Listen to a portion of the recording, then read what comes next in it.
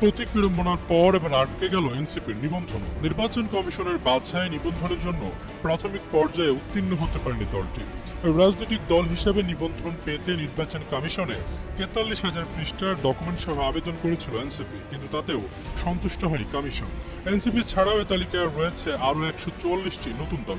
দলগুলোকে ঘাটতি থাকা কাগজপত্র ইসিতে জমা দিতে 15 দিন সময় বেঁধে দেওয়া হয়েছে। মঙ্গলবার ইসির অতিরিক্ত সচিব KM আলী নেওয়াজ এসব তথ্য নিশ্চিত করেন।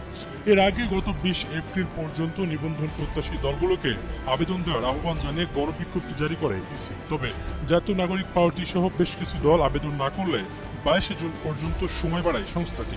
ওই সময় পর্যন্ত 144টি দল আবেদন করে। ইসির সংশ্লিষ্ট কর্মকর্তারা জানান, দলগুলোর মধ্যে কোনোটি উত্তীর্ণ হতে পারেনি প্রাথমিক বাছাই, তাই প্রথম ধাপে 62টি দলকে চিঠি দেওয়া হচ্ছে, আর এনসিপি সহ 82টি দলকে দ্বিতীয় ধাপে চিঠি দেওয়া হবে। বর্তমানে নিবন্ধিত দলের সংখ্যা 50টি।